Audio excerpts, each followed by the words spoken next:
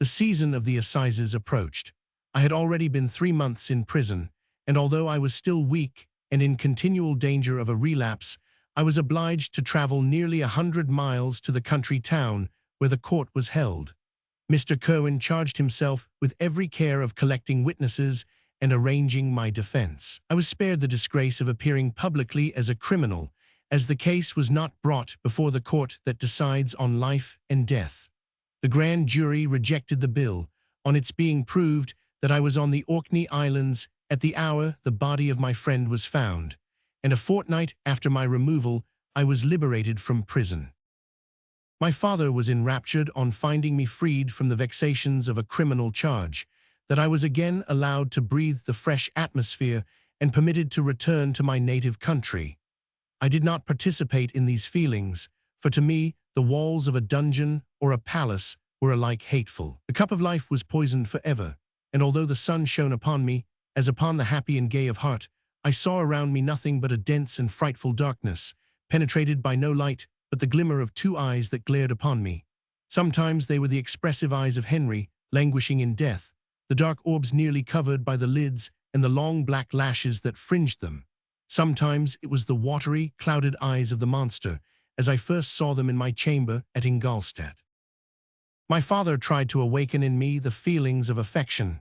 He talked of Geneva, which I should soon visit, of Elizabeth and Ernest, but these words only drew deep groans from me. Sometimes, indeed, I felt a wish for happiness, and thought with melancholy delight of my beloved cousin, or longed, with a devouring malady du pays, to see once more the blue lake and rapid Rhone that had been so dear to me in early childhood. But my general state of feeling was a torpor in which a prison was as welcome a residence as the divinest scene in nature, and these fits were seldom interrupted but by paroxysms of anguish and despair.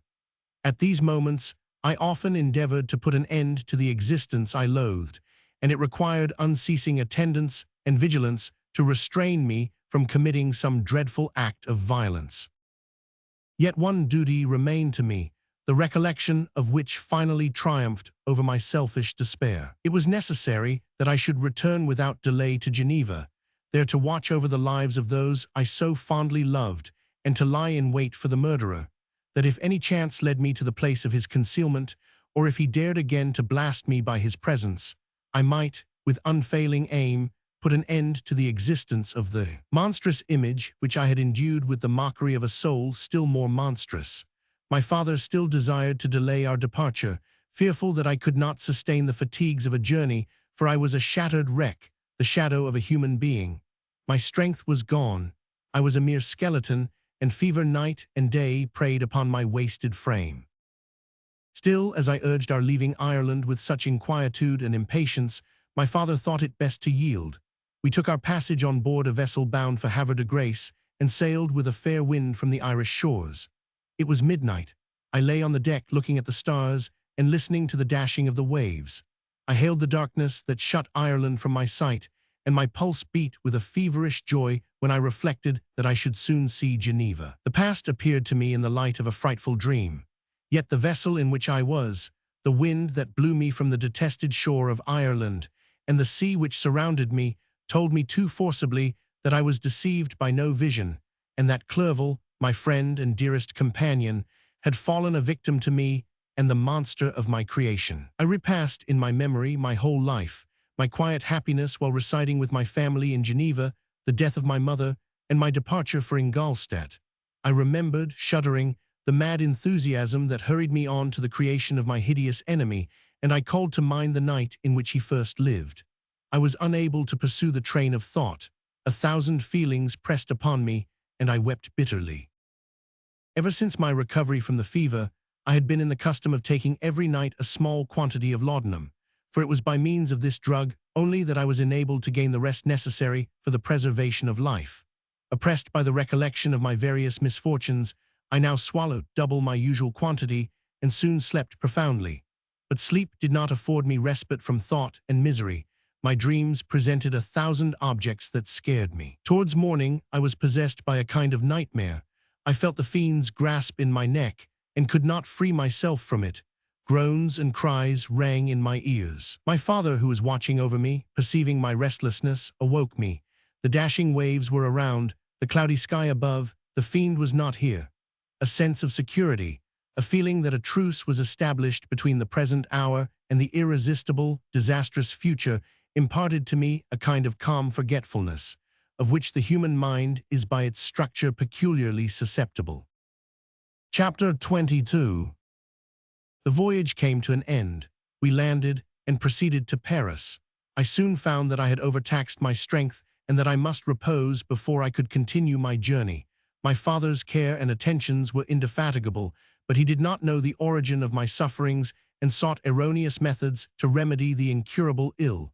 He wished me to seek amusement in society. I abhorred the face of man. Oh, not abhorred. They were my brethren, my fellow beings, and I felt attracted even to the most repulsive among them, as to creatures of an angelic nature and celestial mechanism. But I felt that I had no right to share their intercourse. I had unchained an enemy among them whose joy it was to shed their blood and to revel in their groans. How they would, each and all, abhor me and hunt me from the world, did they know my unhallowed acts and the crimes which had their source in me. My father yielded at length to my desire to avoid society and strove by various arguments to banish my despair. Sometimes he thought that I felt deeply the degradation of being obliged to answer a charge of murder, and he endeavored to prove to me the futility of pride. "Alas, my father," said I, "how little do you know me. Human beings, their feelings and passions, would indeed be degraded if such a wretch as I felt pride. Justine, poor unhappy Justine, was as innocent as I, and she suffered the same charge. She died for it, and I am the cause of this. I murdered her. William, Justine, and Henry, they all died by my hands." My father had often, during my imprisonment, heard me make the same assertion.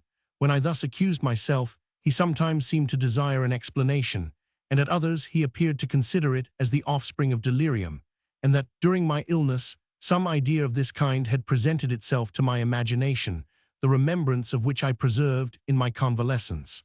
I avoided explanation and maintained a continual silence concerning the wretch I had created. I had a persuasion that I should be supposed mad, and this in itself would forever have chained my tongue. But besides, I could not bring myself to disclose a secret which would fill my hero with consternation and make fear and unnatural horror the inmates of his breast. I checked, therefore, my impatient thirst for sympathy and was silent when I would have given the world to have confided the fatal secret.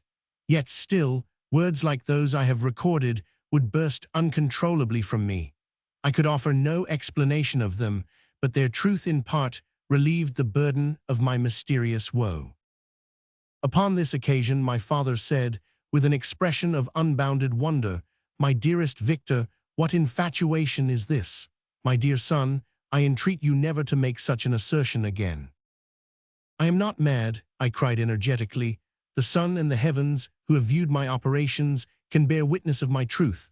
I am the assassin of those most innocent victims. They died by my machinations. 1,000 times would I have shed my own blood, drop by drop, to have saved their lives. But I could not, my father, indeed I could not sacrifice the whole human race." The conclusion of this speech convinced my father that my ideas were deranged, and he instantly changed the subject of our conversation and endeavored to alter the course of my thoughts. He wished as much as possible to obliterate the memory of the scenes that had taken place in Ireland and never alluded to them or suffered me to speak of my misfortunes. As time passed away, I became more calm. Misery had her dwelling in my heart, but I no longer talked in the same incoherent manner of my own crimes. Sufficient for me was the consciousness of them. By the utmost self-violence, I curbed the imperious voice of wretchedness, which sometimes desired to declare itself to the whole world, and my manners were calmer and more composed than they had ever been since my journey to the Sea of Ice. A few days before we left Paris on our way to Switzerland, I received the following letter from Elizabeth. "My dear friend, it gave me the greatest pleasure to receive a letter from my uncle dated at Paris. You are no longer at a formidable distance, and I may hope to see you in less than a fortnight. My poor cousin, how much you must have suffered. I expect to see you looking even more ill than when you quitted Geneva. This winter has been passed most miserably, tortured as I have been by anxious suspense. Yet I hope to see peace in your countenance, and to find that your heart is not totally void of comfort and tranquility. Yet I fear that the same feelings now exist that made you so miserable a year ago, even perhaps augmented by time. I would not disturb you at this period, when so many misfortunes weigh upon you, but a conversation that I had with my uncle previous to his departure renders some explanation necessary before we meet. Explanation, you may possibly say, what can Elizabeth have to explain? If you really say this, my questions are answered and all my doubts satisfied. But you are distant from me, and it is possible that you may dread and yet be pleased with this explanation. And in a probability of this being the case, I dare not any longer postpone writing what, during your absence, I have often wished to express to you, but have never had the courage to begin. You well know, Victor, that our union had been the favorite plan of your parents ever since our infancy.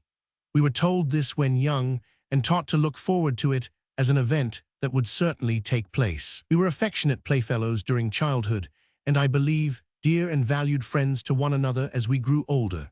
But as brother and sister often entertain a lively affection towards each other without desiring a more intimate union, may not such also be our case? Tell me, dearest Victor. Answer me, I conjure you by our mutual happiness, with simple truth, do you not love another? You have traveled, you have spent several years of your life at Ingolstadt, and I confess to you, my friend, that when I saw you last autumn so unhappy, flying to solitude from the society of every creature, I could not help supposing that you might regret our connection, and believe yourself bound in honor to fulfill the wishes of your parents, although they opposed themselves to your inclinations. But this is false reasoning. I confess to you, my friend, that I love you, and that in my airy dreams of futurity you have been my constant friend and companion. But it is your happiness I desire as well as my own, when I declare to you that our marriage would render me eternally miserable, unless it were the dictate of your own free choice.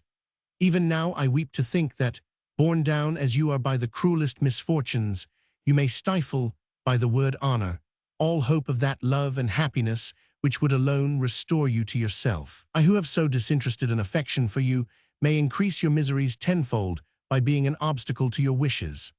Ah, Victor, be assured that your cousin and playmate has too sincere a love for you not to be made miserable by this supposition. Be happy, my friend, and if you obey me in this one request, remain satisfied that nothing on earth will have the power to interrupt my tranquility. Do not let this letter disturb you. Do not answer tomorrow, or the next day, or even until you come, if it will give you pain. My uncle will send me news of your health, and if I see but one smile on your lips when we meet, occasioned by this or any other exertion of mine, I shall need no other happiness. Elizabeth Lavenza. Geneva, May 18th, 17. This letter revived in my memory what I had before forgotten, the threat of the fiend, I will be with you on your wedding night. Such was my sentence, and on that night would the demon employ every art to destroy me and tear me from the glimpse of happiness which promised partly to console my sufferings. On that night he had determined to consummate his crimes by my death. Well, be it so. A deadly struggle would then assuredly take place, in which if he were victorious I should be at peace, and his power over me be at an end. If he were vanquished, I should be a free man. Alas, what freedom! Such as the peasant enjoys when his family have been massacred before his eyes, his cottage burnt, his lands laid waste, and he is turned adrift, homeless, penniless, and alone, but free. Such would be my liberty, except that in my Elizabeth I possessed a treasure, alas, balanced by those horrors of remorse and guilt which would pursue me until death. Sweet and beloved Elizabeth, I read and reread her letter, and some softened feelings stole into my heart and dared to whisper paradisiacal dreams of love and joy, but the apple was already eaten, and the angel's arm bared to drive me from all hope. Yet I would die to make her happy. If the monster executed his threat, death was inevitable. Yet again, I considered whether my marriage would hasten my fate. My destruction might indeed arrive a few months sooner, but if my torturer should suspect that I postponed it, influenced by his menaces, he would surely find other, and perhaps more dreadful means of revenge. He had vowed to be with me on my wedding night, Yet he did not consider that threat as binding him to peace in the meantime, for as if to show me that he was not yet satiated with blood, he had murdered Clerval immediately after the enunciation of his threats. I resolved, therefore, that if my immediate union with my cousin would conduce either to hers or my father's happiness, my adversary's designs against my life should not retard it a single hour. In this state of mind I wrote to Elizabeth. My letter was calm and affectionate. "I fear, my beloved girl," I said, "little happiness remains for us on earth, yet all that I may one day enjoy is centered in you. Chase away your idle fears. To you alone do I consecrate my life and my endeavors for contentment. I have one secret, Elizabeth, a dreadful one. When revealed to you, it will chill your frame with horror, and then, far from being surprised at my misery, you will only wonder that I survive what I have endured. I will confide this tale of misery and terror to you the day after our marriage shall take place. For my sweet cousin, there must be perfect confidence between us. But until then, I conjure you, do not mention or allude to it. This I most earnestly entreat, and I know you will comply." In about a week after the arrival of Elizabeth's letter, we returned to Geneva. The sweet girl welcomed me with warm affection, yet tears were in her eyes as she beheld my emaciated frame and feverish cheeks. I saw a change in her also. She was thinner and had lost much of that heavenly vivacity that had before charmed me, but her gentleness and soft looks of compassion made her a more fit companion for one blasted and miserable as I was. The tranquility which I now enjoyed did not endure. Memory brought madness with it, and when I thought of what had passed, a real insanity possessed me. Sometimes I was furious and burnt with rage, sometimes low and despondent.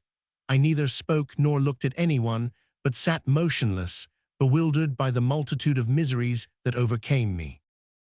Elizabeth alone had the power to draw me from these fits. Her gentle voice would soothe me when transported by passion and inspire me with human feelings when sunk in torpor. She wept with me and for me. When reason returned, she would remonstrate and endeavor to inspire me with resignation. "Ah, it is well for the unfortunate to be resigned, but for the guilty there is no peace. The agonies of remorse poison the luxury there is otherwise sometimes found in indulging the excess of grief." Soon after my arrival, my father spoke of my immediate marriage with Elizabeth. I remained silent. "Have you, then, some other attachment?" "None on earth. I love Elizabeth and look forward to our union with delight. Let the day, therefore, be fixed, and on it I will consecrate myself, in life or death, to the happiness of my cousin." "My dear Victor, do not speak thus. Heavy misfortunes have befallen us, but let us only cling closer to what remains and transfer our love for those whom we have lost to those who yet live. Our circle will be small but bound close by the ties of affection and mutual misfortune. And when time shall have softened your despair, new and dear objects of care will be born to replace those of whom we have been so cruelly deprived." Such were the lessons of my father, but to me the remembrance of the threat returned. Nor can you wonder that, omnipotent as the fiend had yet been in his deeds of blood, I should almost regard him as invincible, and that when he had pronounced the words, "I shall be with you on your wedding night," I should regard the threatened fate as unavoidable. But death was no evil to me if the loss of Elizabeth were balanced with it, and I therefore, with a contented and even cheerful countenance, agreed with my father that if my cousin would consent, the ceremony should take place in 10 days, and thus put, as I imagined, the seal to my fate. Great God, if for one instant I had thought what might be the hellish intention of my fiendish adversary, I would rather have banished myself forever from my native country and wandered a friendless outcast over the earth than have consented to this miserable marriage. But as if possessed of magic powers, the monster had blinded me to his real intentions, and when I thought that I had prepared only my own death, I hastened that of a far dearer victim. As the period fixed for our marriage drew nearer, whether from cowardice or a prophetic feeling, I felt my heart sink within me. But I concealed my feelings by an appearance of hilarity that brought smiles and joy to the countenance of my father, but hardly deceived the ever-watchful and nicer eye of Elizabeth.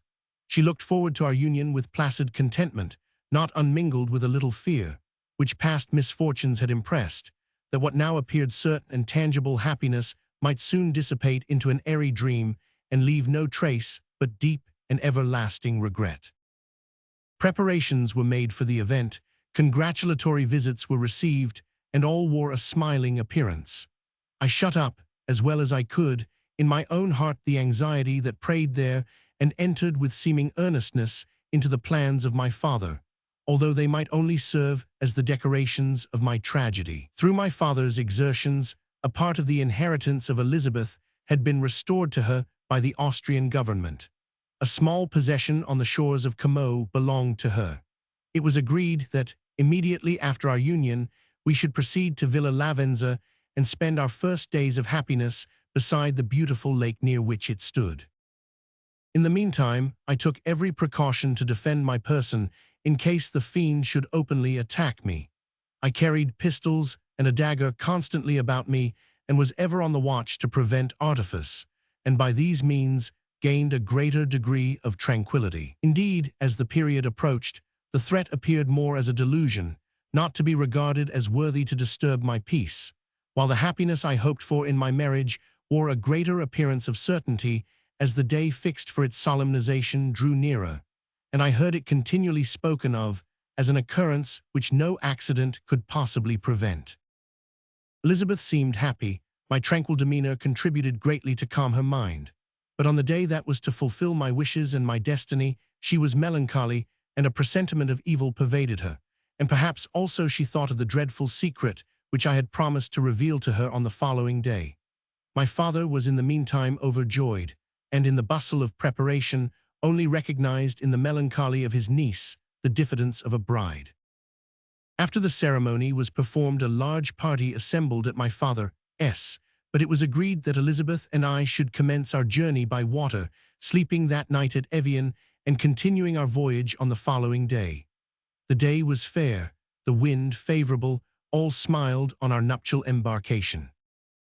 Those were the last moments of my life, during which I enjoyed the feeling of happiness. We passed rapidly along. The sun was hot, but we were sheltered from its rays by a kind of canopy while we enjoyed the beauty of the scene, sometimes on one side of the lake, where we saw Mont Salve, the pleasant banks of Montélimar, and at a distance, surmounting all, the beautiful Mont Blanc, and the assemblage of snowy mountains that in vain endeavor to emulate her. Sometimes coasting the opposite banks, we saw the mighty Jura opposing its dark side to the ambition that would quit its native country, and an almost insurmountable barrier to the invader who should wish to enslave it. I took the hand of Elizabeth. "You are sorrowful, my love. Ah, if you knew what I have suffered and what I may yet endure, you would endeavor to let me taste the quiet and freedom from despair that this one day at least permits me to enjoy." "Be happy, my dear Victor," replied Elizabeth. "There is, I hope, nothing to distress you, and be assured that if a lively joy is not painted in my face, my heart is contented. Something whispers to me not to depend too much on the prospect that is opened before us, but I will not listen to such a sinister voice. Observe how fast we move along, and how the clouds, which sometimes obscure and sometimes rise above the dome of Mont Blanc, render this scene of beauty still more interesting. Look also at the innumerable fish that are swimming in the clear waters, where we can distinguish every pebble that lies at the bottom. What a divine day! How happy and serene all nature appears." Thus Elizabeth endeavored to divert her thoughts and mind from all reflection upon melancholy subjects. But her temper was fluctuating. Joy for a few instants shone in her eyes, but it continually gave place to distraction and reverie. The sun sank lower in the heavens. We passed the river Drance and observed its path through the chasms of the higher and the glens of the lower hills. The Alps here come closer to the lake, and we approached the amphitheater of mountains which forms its eastern boundary. The spire of Evian shone under the woods that surrounded it and the range of mountain above mountain by which it was overhung. The wind, which had hitherto carried us along with amazing rapidity, sank at sunset to a light breeze. The soft air just ruffled the water and caused a pleasant motion among the trees as we approached the shore, from which it wafted the most delightful scent of flowers and hay. The sun sank beneath the horizon as we landed, and as I touched the shore, I felt those cares and fears revive which soon were to clasp me and cling to me forever. Chapter 23. It was 8 o'clock when we landed. We walked for a short time on the shore, enjoying the transitory light, and then retired to the inn and contemplated the lovely scene of waters, woods, and mountains, obscured in darkness, yet still displaying their black outlines. The wind, which had fallen in the south, now rose with great violence in the west. The moon had reached her summit in the heavens and was beginning to descend. The clouds swept across it swifter than the flight of the vulture and dimmed her rays, while the lake reflected the scene of the busy heavens, rendered still busier by the restless waves that were beginning to rise.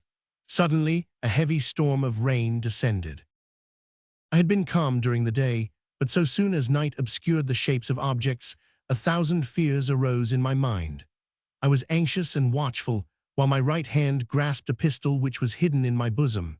Every sound terrified me, but I resolved that I would sell my life dearly and not shrink from the conflict until my own life or that of my adversary was extinguished. Elizabeth observed my agitation for some time in timid and fearful silence, but there was something in my glance which communicated terror to her, and trembling she asked, "What is it that agitates you, my dear Victor? What is it you fear?" "Oh, peace, peace, my love," replied I. "This night and all will be safe, but this night is dreadful, very dreadful." I passed an hour in this state of mind, when suddenly I reflected how fearful the combat which I momentarily expected would be to my wife, and I earnestly entreated her to retire, resolving not to join her until I had obtained some knowledge as to the situation of my enemy. She left me, and I continued some time walking up and down the passages of the house, and inspecting every corner that might afford a retreat to my adversary. But I discovered no trace of him, and was beginning to conjecture that some fortunate chance had intervened to prevent the execution of his menaces, when suddenly I heard a shrill and dreadful scream. It came from the room into which Elizabeth had retired. As I heard it, the whole truth rushed into my mind, my arms dropped, the motion of every muscle and fiber was suspended. I could feel the blood trickling in my veins and tingling in the extremities of my limbs. This state lasted but for an instant. The scream was repeated, and I rushed into the room. Great God, why did I not then expire? Why am I here to relate the destruction of the best hope and the purest creature on earth? She was there, lifeless and inanimate, thrown across the bed, her head hanging down and her pale and distorted features half covered by her hair. Everywhere I turn I see the same figure, her bloodless arms and relaxed form flung by the murderer on its bridal bier. Could I behold this and live? Alas, life is obstinate and clings closest where it is most hated. For a moment only did I lose recollection. I fell senseless on the ground. When I recovered, I found myself surrounded by the people of the inn. Their countenances expressed a breathless terror, but the horror of others appeared only as a mockery, a shadow of the feelings that oppressed me. I escaped from them to the room where lay the body of Elizabeth, my love, my wife, so lately living, so dear, so worthy. She had been moved from the posture in which I had first beheld her, and now, as she lay, her head upon her arm and a handkerchief thrown across her face and neck, I might have supposed her asleep. I rushed towards her and embraced her with ardor, but the deadly languor and coldness of the limbs told me that what I now held in my arms had ceased to be the Elizabeth whom I had loved and cherished. The murderous mark of the fiend's grasp was on her neck, and the breath had ceased to issue from her lips. While I still hung over her in the agony of despair, I happened to look up. The windows of the room had before been darkened, and I felt a kind of panic on seeing the pale yellow light of the moon illuminate the chamber. The shutters had been thrown back, and with a sensation of horror not to be described, I saw at the open window a figure the most hideous and abhorred. A grin was on the face of the monster. He seemed to jeer, as with his fiendish finger he pointed towards the corpse of my wife. I rushed towards the window, and drawing a pistol from my bosom, fired, but he eluded me, leaped from his station, and running with the swiftness of lightning, plunged into the lake. The report of the pistol brought a crowd into the room. I pointed to the spot where he had disappeared, and we followed the track with boats. Nets were cast, but in vain. After passing several hours, we returned hopeless, most of my companions believing it to have been a form conjured up by my fancy. After having landed, they proceeded to search the country, parties going in different directions among the woods and vines. I attempted to accompany them and proceeded a short distance from the house, but my head whirled round, my steps were like those of a drunken man. I fell at last in a state of utter exhaustion. A film covered my eyes, and my skin was parched with the heat of fever.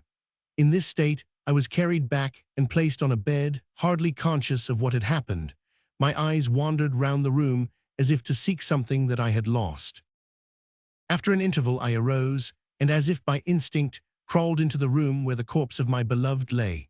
There were women weeping around. I hung over it and joined my sad tears to theirs.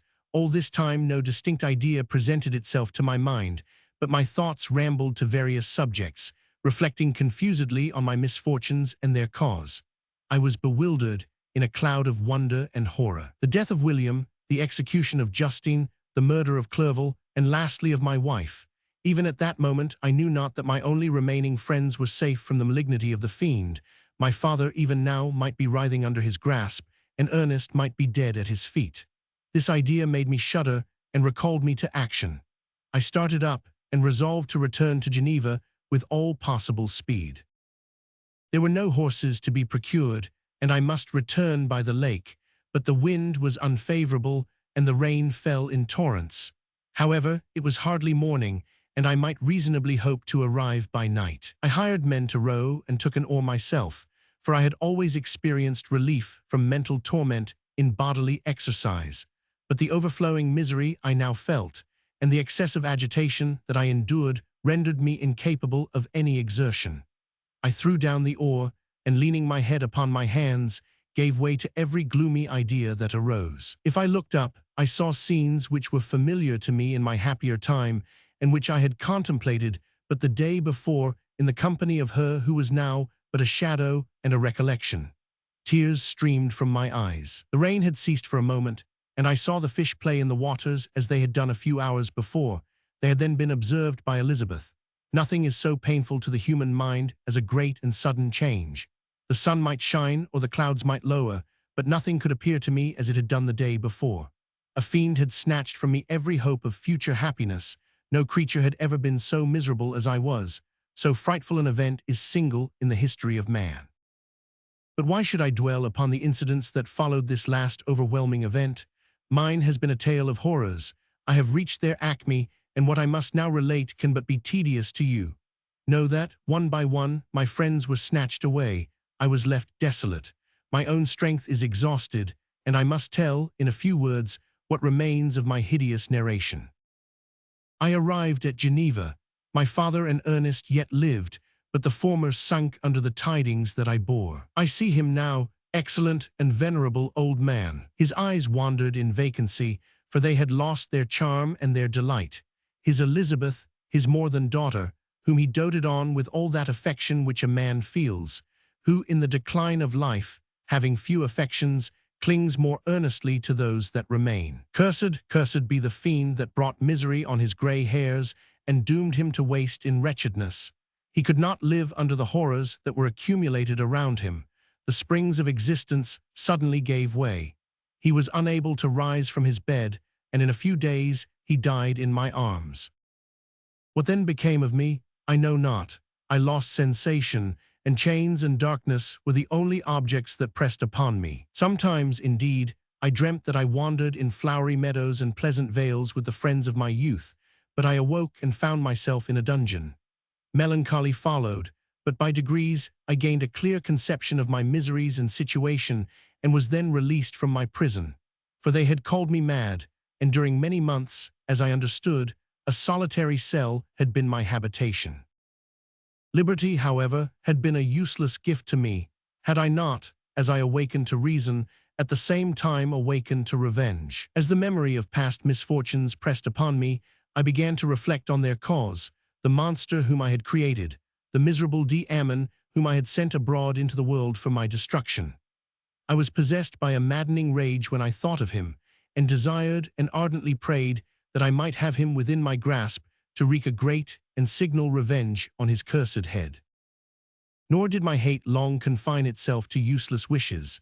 I began to reflect on the best means of securing him, and for this purpose, about a month after my release, I repaired to a criminal judge in the town and told him that I had an accusation to make, that I knew the destroyer of my family, and that I required him to exert his whole authority for the apprehension of the murderer.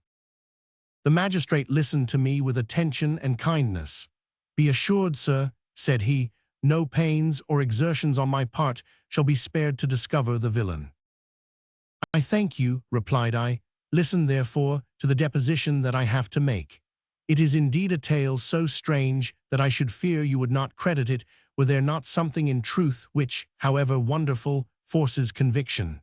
The story is too connected to be mistaken for a dream, and I have no motive for falsehood." My manner as I thus addressed him was impressive but calm.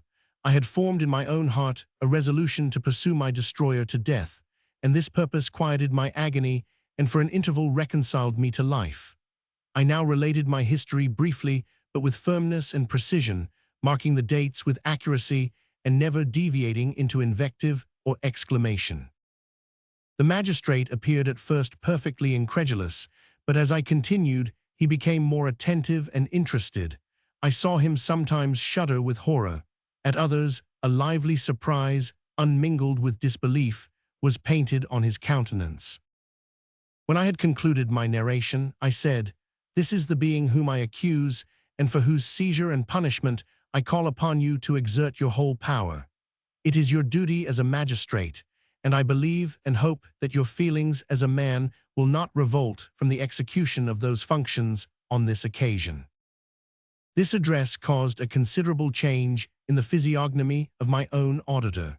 He had heard my story with that half kind of belief that is given to a tale of spirits and supernatural events, but when he was called upon to act officially in consequence, the whole tide of his incredulity returned. He, however, answered mildly, "I would willingly afford you every aid in your pursuit, but the creature of whom you speak appears to have powers which would put all my exertions to defiance. Who can follow an animal which can traverse the sea of ice and inhabit caves and dens where no man would venture to intrude? Besides, some months have elapsed since the commission of his crimes, and no one can conjecture to what place he has wandered or what region he may now inhabit. I do not doubt that he hovers near the spot which I inhabit, and if he has indeed taken refuge in the Alps, he may be hunted like the chamois and destroyed as a beast of prey. But I perceive your thoughts. You do not credit my narrative and do not intend to pursue my enemy with the punishment which is his desert." As I spoke, rage sparkled in my eyes. The magistrate was intimidated. "You are mistaken," said he. "I will exert myself, and if it is in my power to seize the monster, be assured that he shall suffer punishment proportionate to his crimes. But I fear, from what you have yourself described to be his properties, that this will prove impracticable, and thus, while every proper measure is pursued, you should make up your mind to disappointment." "That cannot be, but all that I can say will be of little avail. My revenge is of no moment to you, yet, while I allow it to be a vice, I confess that it is the devouring and only passion of my soul. My rage is unspeakable when I reflect that the murderer, whom I have turned loose upon society, still exists. You refuse my just demand. I have but one resource, and I devote myself, either in my life or death, to his destruction." I trembled with excessive agitation as I said this. There was a frenzy in my manner, and something, I doubt not, of that haughty fierceness which the martyrs of old are said to have possessed. But to a Genevan magistrate, whose mind was occupied by far other ideas than those of devotion and heroism, this elevation of mind had much the appearance of madness. He endeavored to soothe me as a nurse does a child, and reverted to my tale as the effects of delirium. "Man," I cried, "how ignorant art thou in thy pride of wisdom! Cease, you know not what it is you say." I broke from the house angry and disturbed, and retired to meditate on some other mode of action. Chapter 24. My present situation was one in which all voluntary thought was swallowed up and lost. I was hurried away by fury. Revenge alone endowed me with strength and composure. It molded my feelings and allowed me to be calculating and calm at periods when otherwise delirium or death would have been my portion. My first resolution was to quit Geneva forever. My country, which, when I was happy and beloved, was dear to me, now, in my adversity, became hateful. I provided myself with a sum of money, together with a few jewels which had belonged to my mother, and departed. And now my wanderings began which are to cease but with life. I have traversed a vast portion of the earth and have endured all the hardships which travelers in deserts and barbarous countries are wont to meet. How I have lived I hardly know. Many times have I stretched my failing limbs upon the sandy plain and prayed for death. But revenge kept me alive. I dared not die and leave my adversary in being. When I quitted Geneva, my first labor was to gain some clue by which I might trace the steps of my fiendish enemy. But my plan was unsettled, and I wandered many hours round the confines of the town, uncertain what path I should pursue. As night approached, I found myself at the entrance of the cemetery where William, Elizabeth, and my father reposed. I entered it and approached the tomb which marked their graves. Everything was silent except the leaves of the trees, which were gently agitated by the wind. The night was nearly dark, and the scene would have been solemn and affecting even to an uninterested observer. The spirits of the departed seemed to flit around and to cast a shadow, which was felt but not seen, around the head of the mourner. The deep grief which this scene had at first excited quickly gave way to rage and despair. They were dead, and I lived. Their murderer also lived, and to destroy him I must drag out my weary existence. I knelt on the grass and kissed the earth, and with quivering lips exclaimed, "By the sacred earth on which I kneel, by the shades that wander near me, by the deep and eternal grief that I feel, I swear, and by thee, O night, and the spirits that preside over thee, to pursue the demon who caused this misery, until he or I shall perish in mortal conflict. For this purpose I will preserve my life. To execute this dear revenge will I again behold the sun and tread the green herbage of earth, which otherwise should vanish from my eyes forever. And I call on you, spirits of the dead, and on you, wandering ministers of vengeance, to aid and conduct me in my work. Let the cursed and hellish monster drink deep of agony. Let him feel the despair that now torments me." I had begun my adjuration with solemnity and an awe which almost assured me that the shades of my murdered friends heard and approved my devotion. But the furies possessed me as I concluded, and rage choked my utterance. I was answered through the stillness of night by a loud and fiendish laugh. It rang on my ears long and heavily, the mountains re-echoed it, and I felt as if all hell surrounded me with mockery and laughter. Surely in that moment I should have been possessed by frenzy and have destroyed my miserable existence, but that my vow was heard and that I was reserved for vengeance. The laughter died away when a well-known and abhorred voice, apparently close to my ear, addressed me in an audible whisper, "I am satisfied, miserable wretch. You have determined to live, and I am satisfied." I darted towards the spot from which the sound proceeded, but the devil eluded my grasp. Suddenly, the broad disk of the moon arose and shone full upon his ghastly and distorted shape as he fled with more than mortal speed. I pursued him, and for many months this has been my task. Guided by a slight clue, I followed the windings of the Rhone, but vainly. The blue Mediterranean appeared, and by a strange chance, I saw the fiend enter by night and hide himself in a vessel bound for the Black Sea. I took my passage in the same ship, but he escaped, I know not how. Amidst the wilds of Tartary and Russia, although he still evaded me, I have ever followed in his track. Sometimes the peasants, scared by this horrid apparition, informed me of his path. Sometimes he himself, who feared that if I lost all trace of him I should despair and die, left some mark to guide me. The snows descended on my head, and I saw the print of his huge step on the white plain. To you first entering on life, to whom care is new and agony unknown, how can you understand what I have felt and still feel? Cold, want, and fatigue were the least pains which I was destined to endure. I was cursed by some devil and carried about with me my eternal hell. Yet still a spirit of good followed and directed my steps, and when I most murmured, would suddenly extricate me from seemingly insurmountable difficulties. Sometimes, when nature, overcome by hunger, sank under the exhaustion, a repast was prepared for me in the desert that restored and inspirited me.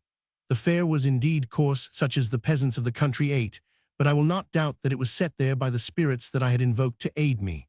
Often, when all was dry, the heavens cloudless, and I was parched by thirst, a slight cloud would bedim the sky, shed the few drops that revived me, and vanish.